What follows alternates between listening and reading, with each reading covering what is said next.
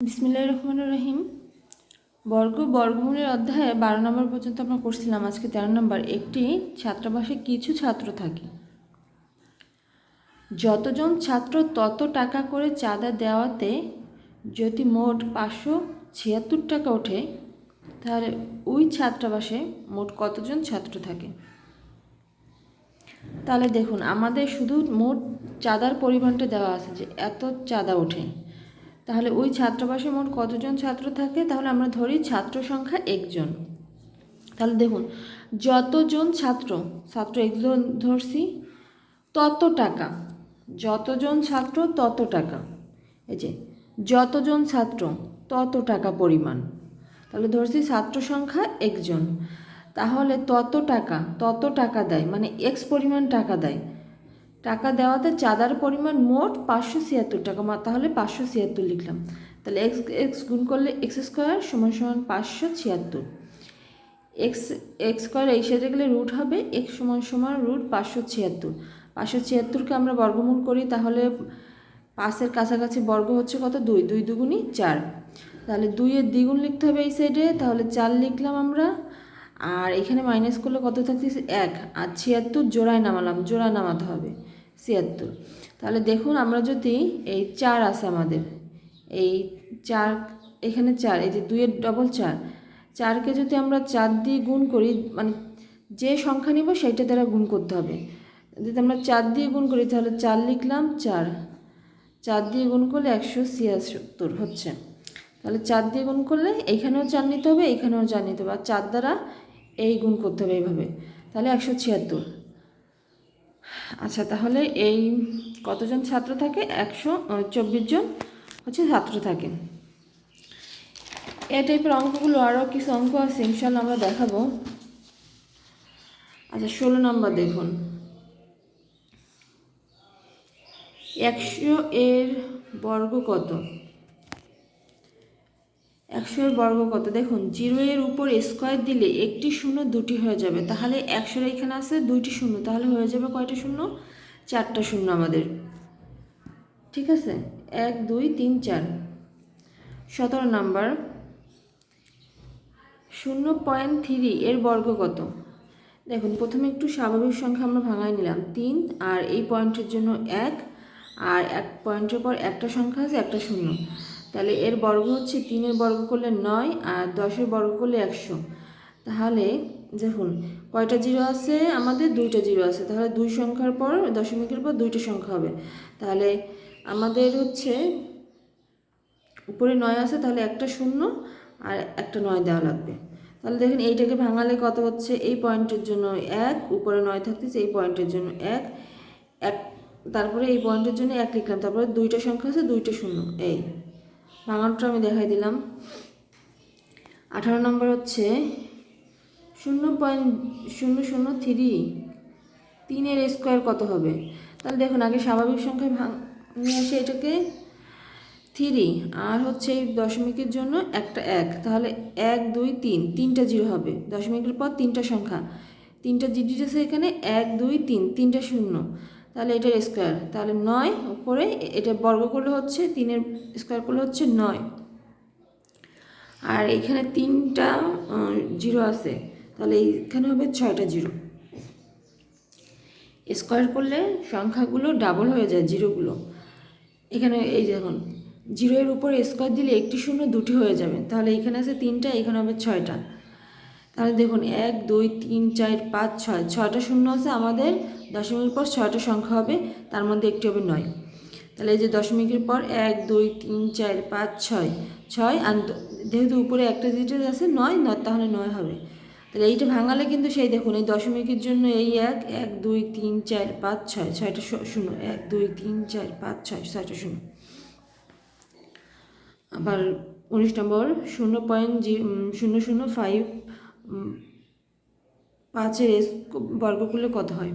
তাহলে 5, আর নিচে থাকতেছে কত? এই দশমিকের জন্য 1 1 2 3, 3টা ডিজিট আছে, 3টা শূন্য, 1 2 3, আর এই বর্গ করলে কত হয়? 5, আর 3টা শূন্য আছে, 6টা শূন্য হবে। তাহলে এই দেখুন, 3 আর 3 6, আর 1 2 3 4 5 6, 6টা সংখ্যা আছে এখানে।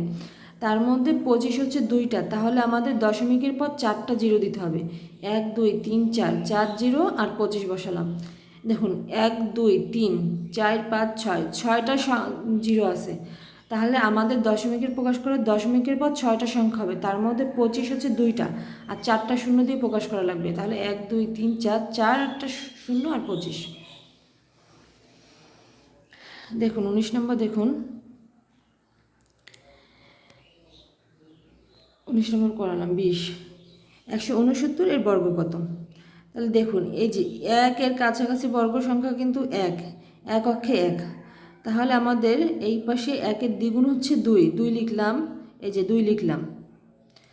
আর এই সাইডে 69 আছে, 69 জোড়ায় নামালাম। এখন দেখুন আমরা যদি 2-এর সাথে 3 দিয়ে 3 নিই, তাহলে 3 দিয়ে বর্গ গুণ করলে কিন্তু 69 আসতেছে। তাহলে 3 দিয়ে আমাদের করতে হবে, 3 নিতে হবে। 3 নিলে কিন্তু এই যে 2-এর পাশেও 3 নিতে হবে, এইখানেও 3 নিতে হবে। আবার এইখানে যে সংখ্যাটা নিব আমরা সেইটা দিয়ে গুণ করা লাগবে। তাহলে গুণ 3 দিয়ে করলে 69 আসতেছে। তাহলে এর উত্তর হচ্ছে 13।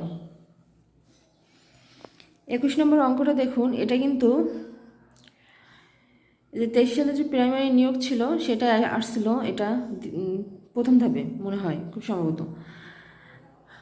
279 এর বর্গমূল কত? এটা কি অমূলদ সংখ্যা না মূলদ সংখ্যা? এটা কিন্তু অমূলদ সংখ্যা হবে। স্যারের বইয়ে মনে হয় প্রথম দিকে মূলদ সংখ্যা দেওয়া ছিল, স্যার কিন্তু যখন প্রাইমারি প্রশ্ন সলভ করে দিয়েছে তখন কিন্তু অমূলদ সংখ্যা দিছে। দেখুন তাহলে √279 এর বর্গমূল হচ্ছে 17। এই যে এইটা রুট করলে কত আসতেছে? 17। এই দেখুন এর বর্গমূল, বর্গমূল করলে এটা একটি স্বাভাবিক সংখ্যা, কোনো পূর্ণ সংখ্যার বর্গমূল। দেখুন এর বর্গমূল করলে কত আসতেছে? 2-এর কাছাকাছি বর্গ হচ্ছে 1, তাহলে 1, আর এই 2 দ্বিগুণ 1-এর দ্বিগুণ হচ্ছে 2। তারপরে এখানে মাইনাস করলে থাকে 1 আর 79 জোড়ায় নামালাম। তারপর 7 দিয়ে যদি গুণ করি দেখুন 179 হচ্ছে, তাহলে 17। তাহলে দেখুন এত এর বর্গমূল হচ্ছে 17, এত এর বর্গমূল, এই দেখুন বর্গমূল হচ্ছে 17, যা একটি স্বাভাবিক সংখ্যা। 17 কিন্তু একটি স্বাভাবিক সংখ্যা। যে কোনো পূর্ণ সংখ্যার বর্গমূল সবসময় মূলদ সংখ্যা, পূর্ণ সংখ্যার বর্গমূল সবসময় মূলদ সংখ্যা। তবে যে কোনো মৌলিক সংখ্যার বর্গমূল অমূলদ সংখ্যা হয়। তবে যে কোনো মৌলিক সংখ্যা, 17 কিন্তু একটি মৌলিক সংখ্যা। আমার একেবারে প্রথম দিকে ভিডিওতে কিন্তু মৌলিক সংখ্যা বের করার সহজভাবে টেকনিকগুলো দেওয়া রয়েছে। তাহলে দেখুন যে কোনো পূর্ণবর্গ সংখ্যার বর্গমূল সবসময় মূলদ সংখ্যা, তবে যে কোনো মৌলিক সংখ্যার বর্গমূল অমূলদ সংখ্যা হয়। এখানে মৌলিক সংখ্যার বর্গমূল মানে 17-এর বর্গ করলে সেটা অমূলদ হবে। মানে এই দেখুন এই যে এইটার বর্গমূল বেরোচ্ছে 17, 17 উপর যদি আবার আমরা এই যে স্কোয়ার করি, তাহলে বর্গ করি, তাহলে কিন্তু তা অমূলদ সংখ্যা হবে। ঠিক আছে? তাহলে যদি এখানে 17-এর বর্গ করা হয় কিন্তু তা কিন্তু মৌলিক সংখ্যা, 17 একটি মৌলিক সংখ্যা, তার যদি বর্গমূল করা হয় তাহলে সেই সংখ্যাটা অমূলদ সংখ্যা হবে। কারণ দেখুন এত এর বর্গমূল বের হয়েছে 17, যা একটি স্বাভাবিক সংখ্যা, কিন্তু এই এত এর বর্গমূল যদি আবার করা হয় মৌলিক সংখ্যা হয়, তাহলে মৌলিক সংখ্যার বর্গমূল হবে অমূলদ সংখ্যা। এইখানে একটা অঙ্ক বাদ পড়ে গেছে, এই অঙ্কটা ফ্রেশভাবে করা হয় না, আমি একটু করছিলাম। ইনশাল্লাহ নেক্সট ক্লাসে দেখাই দেবো আপনাদের, তারপরে একটু বেসিক ধারণা দিয়ে দিয়ে আপনারা পারবেন। এই যে এটা আছে স্বাভাবিক সংখ্যায় প্রকাশ করে নিতে হবে, 9 10, তারপরে 90 1000, 9090। তারপরে এইটার সাথে তুলনা করলে আসতেছে এটা 9000 আর এইটার সাথে হচ্ছে 900। তারপরে দেখুন এই অপশন এর মধ্যে যেটা বড় আসতেছে 9000, অপশন ক ধরে করব আর গ ধরে করব, তাহলে এই দুইটা কিন্তু একই আসতেছে 90 90 করলে। তাহলে আমরা যে কোনো শেষেরটা নিয়ে করি, এই শেষের দুইটা তুলনা করি, তাহলে 9 নিচে হচ্ছে 10, আর হচ্ছে এখানে আছে কিউব আছে আর হচ্ছে 0.9। তাহলে দেখুন আমরা উভয় পাশেই হচ্ছে ঘন করব, ঘন করে দেখুন 3 3 কাটা যাবে না, আর এই সাইডে আসবে না, ঘন করলে 9-এর ঘন করলে 729 1000, আর এইটাকে তুলনা করলে 729 তুলনা করলে এখানে আসবে না 7,290, আর এখানে আসবে না 9,000। তাহলে এইটা বড় হবে না, দেখুন এই 9,000টা বড় হবে না, অপশন ঘ উত্তর হবে না। নেক্সট ক্লাসে আমি এটা একটু ফ্রেশভাবে করে দেখাই দেবো। এখন এখানে করলে একটু অনেক সময় লাগবে, আমি সময়টা লাগাতে চাচ্ছি না, আরও কিছু অঙ্ক সলভ করে আমরা ওইটা যে আপনাকে ধারণা দিছে সেটা ইনশাল্লাহ পারবেন। আচ্ছা, এটা হচ্ছে 25 নম্বর।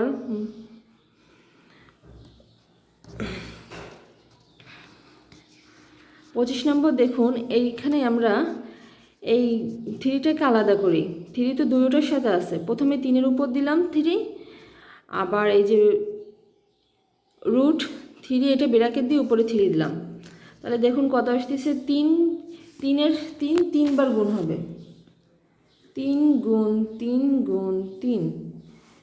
তাহলে 3-এর উপর 3 আছে, তাহলে 3বার গুণ হবে, 3 3 আর 9, দেখুন 3 9 27, আর এই 3 এই সামনে চলে আসবে 3 রুট 3, তাহলে 27 গুণ 3, 27 গুণ 3 গুণ করলে হচ্ছে 81, আর এই যে রুট 3টা রুট 3 বসে গেল। 26 নম্বর আমরা প্রথমে রুট আছে, তারপর 9 আছে, নিচে এই পয়েন্টের জন্য 1, আর এই দুইটা সংখ্যা আছে, দুইটা শূন্য লিখলাম। তাহলে এবার দেখুন আমরা এই 9-এর বর্গ করলে হচ্ছে 3, আর 100 বর্গ করলে হচ্ছে 10, দুইটার উপর একসঙ্গে বর্গ দিলাম। তাহলে এই স্কোয়ার এই রুট কাটা যাচ্ছে। রুট মানে কি বলুন তো, রুট মানে কিন্তু হাফ, এই যে হাফ, রুট মানে হাফ, আর এর সাথে যদি 2 আছে, এই যে স্কোয়ার আছে, তাহলে এই 2 কাটা যাচ্ছে, থাকে 1 দিলেও হয়, না দিলেও হয় আর কি। তাহলে হচ্ছে উপরে থাকতেছে 3, এই যে 3 10, তাহলে এইটাই প্রকাশ করলে আসতেছে 0.3। এই দেখুন একটা শূন্য, তাহলে একটা ডিজিট হবে দশমিকের পর, তাহলে 0.3। এটা দেখুন এত এর মান কত, তাহলে আমরা 9-এর বর্গ করলে পাচ্ছি 3, তাহলে এই আবার হচ্ছে রুট মানে হচ্ছে, এই দেখুন এখানে রুট মানে কিন্তু হাফ, এখানে যদি হাফ পরে একটা লাইন হবে, হাফ উঠে যায় 2, পরের লাইনটা আমি করে দিলাম। তাহলে এই 2 এর 2 কাটা যাচ্ছে, কিন্তু আমি পরের লাইনটা করেই দিই এখানে আপনাদের বোঝার সুবিধার জন্য। তাহলে তো এটা হবে না, এই যে হাফ রুটটা উঠে গেলো, হাফ হবে, আর এই দুইটার উপর স্কোয়ার আছে, আমি 1-এর উপর আর বর্গ দিলাম না, তাহলে এই 2, তাহলে এই 2 কাটা যাচ্ছে, থাকে 1/3। দেখুন 1 আর 1 গুণ এই 25 লিখলাম, এবার 25 এইখানে আমরা দশমিকটা উঠাই দিব। তাহলে এই পয়েন্টের জন্য হচ্ছে 1, এই যে এই পয়েন্টের জন্য 1, এইটা যেহেতু নিচে আছে তাহলে আমাদের উপরে হবে, এই পয়েন্টের জন্য হচ্ছে 1, আর পয়েন্টের পর কয়টা ডিজিট, একটা দুইটা শূন্য। তাহলে দেখুন এবার, তাহলে আমরা গুণ করলাম, 1-এর সাথে 100 গুণ করলাম, 25 যা হয়, তাহলে 100 বর্গ করলে হচ্ছে 10, 10 গুণ 10 100, আর 5 গুণ 5 25, তাহলে এই দুইটার উপর একটা স্কোয়ার দিলাম। তাহলে এই লাইনটা দেখুন, আমি এই লাইনটা করে দিই, 5, এই রুটটা উঠে গেলে কত থাকবে, হাফ, আর এই স্কোয়ার আছে, এই স্কোয়ার, তাহলে এই 2 কাটা যাচ্ছে, থাকতেছে কত, 10 5, তাহলে এই কাটাকাটি করলে হচ্ছে 5 দিয়ে 10কে কাটলে 2, 5 দুগুণে 10, 2 উত্তর। 29 নম্বর, তাহলে দেখুন এইটা আমরা উপরে 9 দিলাম, আর নিচে হচ্ছে পয়েন্টের জন্য 1, আর 1 2 3 4, 4টা শূন্য হবে। তাহলে এইটার বর্গ করি আমরা, 9-এর বর্গ করলে 3, আর এখানে 1 2 3 4, 4টা শূন্য, তাহলে আমাদের 2টা শূন্য নেওয়া লাগবে। কারণ কি, প্রথমে যেটা আমার লেখাই দিয়েছিলাম, দেখুন 0-এর উপর স্কোয়ার দিলে একটি শূন্য 2টি হয়ে যায়, 0-এর উপর স্কোয়ার দিলে একটি শূন্য 2টি হয়ে যায়, তাহলে একটি শূন্য 2টি হয়ে যাবে, এই একটা 2টা, তাহলে থাকতেছে কত, ওই যে সে আগের নিয়মটায়, এই যে 3 100, এর 2টার উপর রুট আছে, আর রুটটা উঠে গেলে কী হবে, হাফ, গুণ এই যে স্কোয়ারটা আছে এই স্কোয়ার, তাহলে এই কাটা যাচ্ছে, থাকতেছে কত, 3 10, তাহলে এইখানে হচ্ছে 2টা শূন্য, তাহলে ডিজিটের পর কয়টা সংখ্যা হবে বলুন তো, 2টা সংখ্যা হবে, তাহলে 3 একটা আছে আর একটা শূন্য হবে। তাহলে এই দেখুন দশমিকের পর এইখানে 2টা শূন্য আছে, তাহলে দশমিকের জন্য 1, মনে করবেন আপনার এখানে 2টা শূন্য আছে, তাহলে দশমিকের পর 2টা সংখ্যা হবে, 2টা সংখ্যা, তার মধ্যে 3 অলরেডি একটা আছে, আর তাহলে একটা 0 হবে, তাহলে 0.03, এটা হচ্ছে উত্তর। অঙ্কগুলো অনেক সহজ না বলুন? কিন্তু এই অঙ্কগুলো অনেকের ভয় লাগে। আচ্ছা দেখুন 30 নম্বর, এই কারণে আমি এইখানের একটা অঙ্ক বাদ দিইনি, সবগুলো করে দিছি। দেখুন 9 আছে, আর এই যে দশমিকের জন্য এক, আর 1টা 2টা 3টা 4টা 5টা 6টা শূন্য হবে, 2 4 6 যে। তাহলে এটার বর্গ করলাম আমরা 3, আর হচ্ছে কয়টা জিরো আছে 6টা, তার মানে 3টা বর্গ করার সময় 3টা আসবে জিরো। তাহলে এইটার আবার ওই একই নিয়ম, রুটের জন্য হাফ হাফ স্কোয়ার স্কোয়ার কাটা যাবে, তাহলে থাকতেছে কয়টা, এই দেখুন 3টা জিরো আছে। তাহলে বলুন তো দশমিকের পর কয়টা সংখ্যা হবে, 3টা সংখ্যা, তার মধ্যে 3 আছে একটি, তাহলে 2টি জিরো হবে। তাহলে এই যে। আচ্ছা আজকে ভিডিওটা অনেক লম্বা হয়ে যাচ্ছে, আজকে আমরা তাহলে 31 নম্বর করে বাদ দিয়ে দিই। তাহলে 31 নম্বর হচ্ছে 665, আর হচ্ছে দশমিকের জন্য 1, আর 1টা 2টা 3টা 4টা 5টা 6 7 8, 8টা। তাহলে এই দেখুন আমরা 1 2 3 4, 4টা করে জোড়া জোড়া দিই 4টা। তাহলে 625, 25-এর বর্গ করলে কিন্তু 25 গুণ 25 625 হয়। আর এখানে 1টা 2টা 3টা 4টা, 8টা শূন্য আছে, তাহলে নিতে হবে কয়টা, 4টা। তাহলে দেখুন এই যে ওই আগের নিয়মে আছে স্কোয়ারের রুটের জন্য হাফ গুণ, আর স্কোয়ার আছে 2টায় 2, তাহলে এই 2 আর 2 কাটা যাচ্ছে, উপরে থাকতেছে 25, নিচে কিন্তু এই যে 10,000। তাহলে কয়টা শূন্য আছে আমরা 1 2 3 4, তাহলে বলুন তো দশমিকের পর কয়টা ডিজিট হবে, 4টা ডিজিট। অলরেডি 25 2টা ডিজিট আছে, তাহলে আর 2টা শূন্য দিতে হবে, তাহলে 1টা 2টা শূন্য আর 25। তাহলে আজকে এই পর্যন্ত থাক, নেক্সট ক্লাস থেকে আমরা ইনশাল্লাহ শুরু করবো বাকি অঙ্কগুলো। আজকে এই পর্যন্তই।